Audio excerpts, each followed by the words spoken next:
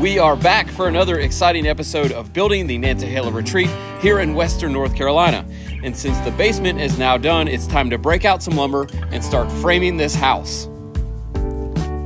The first step, of course, is to bolt down some plates to our foundation so that our house can connect to this concrete in some way. We're using our anchor bolts that are set in the concrete. These are sometimes also called mud sills, and they are pressure treated to prevent rot. And while this was happening, we actually had some guests on our site.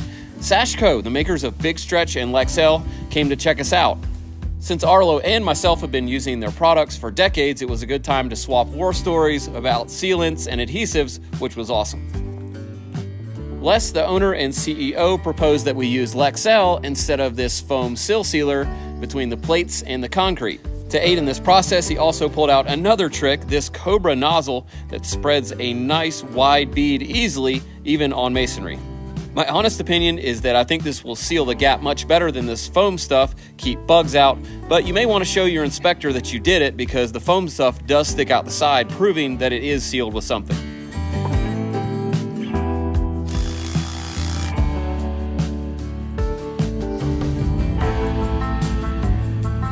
See. You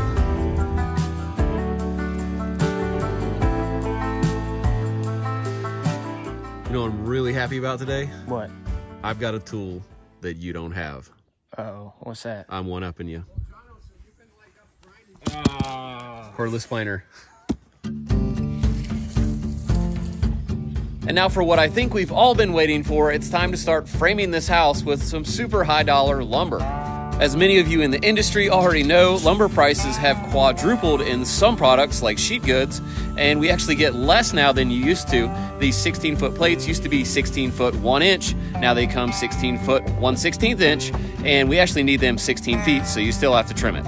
Framing walls always starts with framing the outside walls first, and that's because if you frame the inside walls first, there's nowhere to lay these outside walls in the house to build them and stand them up. In fact, if you start working for someone who builds the inside walls first, you might just want to run. Here we're marking our layout, and I like to start by marking the rough openings of all the windows and doors first, and then coming back and marking all of the studs. One more. Question, Arlo. Yeah. What happens if you frame the window opening the same size as the window? It's really hard to put in. Boards are not straight, and therefore they have to be looked at, sighted, to make sure they're all aligned with the crown the same direction so your walls don't look wavy. And each of these boards had to be cut to length because it's on a basement. What we're having to do is match the height of our basement wall plus the pressure treated plate. The headers we're using here I call box headers because they're shaped like a box, and we put the inside layer on later after some foam. I might start putting these in before the king studs actually. After the header is installed, we install cripples that carry the load from the top plate down to the top of the header. And generally speaking, you need about as many king studs as you take out of studs for an opening. In this case, we have 3 cripples that would be studs otherwise and 4 king studs. Here's a great illustration of why I like to cut the plates exactly at 16 feet to keep them on layout. You may notice we're standing this wall with no sheathing attached to it, and that's because we're building it on a concrete slab. It's really hard to get a wall straightened and squared when you don't have anything to nail it down to keep it that way while you sheathe it. And of course, if you sheathe it while it's crooked or out of square, it will permanently be crooked and out of square, which is a huge problem. You may have also noticed there was no anchor bolts around the front edge of the slab. What we're going to do is temporarily tack them down with some masonry nails, then we'll come back later and drill in some big wedge anchors, 1/2 inch in diameter, so that we can center them between the studs. I want to make a quick announcement that we're working on a giveaway with TrueWork, who makes all the gear we wear on the job and love, and we've picked a few pieces that we've found especially useful on the job. You need to go to our video description. If you're interested, click the link. It'll take you to our Instagram page where you can sign up for the giveaway for a week after this video airs. Check it out. Ray just taught me something new today. Yeah. He taught me what a weenus was. And it's the skin on your elbow. That's so weird, and I would have thought it was something else too. It's your weenus.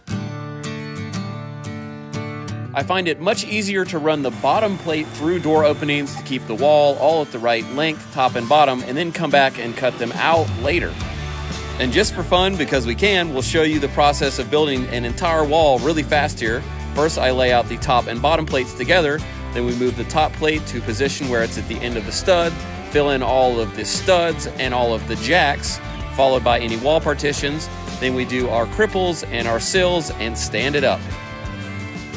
Our show is about building houses, not necessarily about tools, right? But we use tools, and we happen to have a Dewalt and the Milwaukee framer cordless battery. So we're gonna have a little showdown, I guess, today.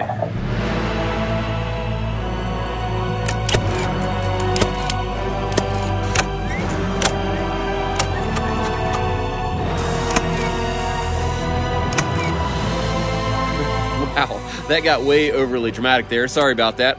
Let's get back to framing some walls. The bottoms of all the window openings also have cripples and a sill, and shown here, Ray is actually pulling the layout off the bottom plate and marking it on the sill, which saves a lot of time. I also want to mention that while we're framing, we're paying attention to the size of furniture that may be used in a certain area, and sometimes we have to use the internet to remember how big things are.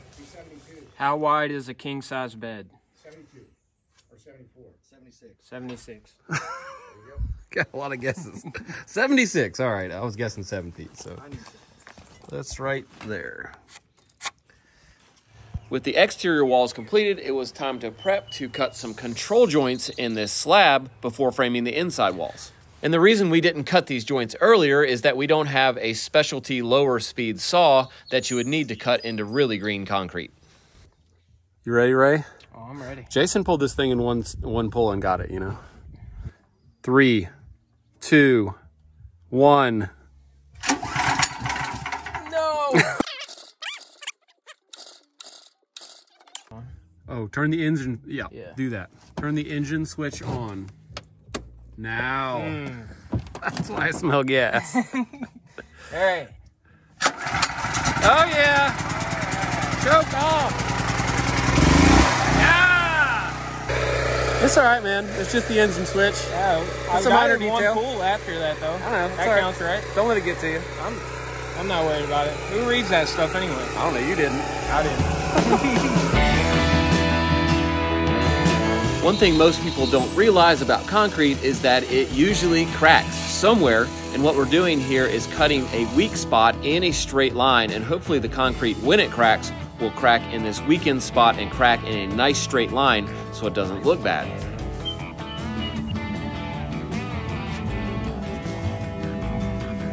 It's melted. Yeah. We need a heavier cord than that. Oh my gosh. About to rip this out. Another thing about concrete slabs is they're not perfectly flat, and so we need a way to measure each stud individually and cut them to length in case there's a little up or down in the slab. To do that, I mark the location of each stud on the slab, and we pull a chalk line across the top of our top plates, and we'll use this chalk line to mark the studs by rubbing the stud against it. It's especially important that this wall, the center wall, is dead flat across the top because our floor system will break on the center of this, meaning that if this wall goes up and down and follows the slight up and down of the slab, the next floor will also do the same thing. And I've seen this happen a lot of times by trying to cut all the studs the same length to save a little time. Another thing to take into account is that this line that we got on our stud is not the actual cut line because we're going to have a bottom plate and 2 top plates, so we need to do some math and take that thickness off the length of our stud before we cut it. The studs in these particular walls varied by about 1/4 inch up and 1/4 inch down, which is a total variance of about 1/2 inch, so you can see if you cut all the studs the same length how it could cause a problem. Yep, that's a 16. Oh, this is just going to do it. The thing is, I got to take 4.5 off that. That's precision, baby. He's like, oh yeah, just 4.5, cut it, whatever. You know what, man? That's crazy, dude. I've never seen anything like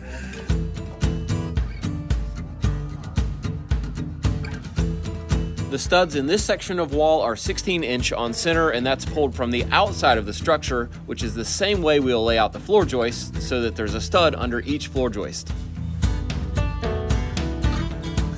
How long we got, Rain Man? We got 8 minutes.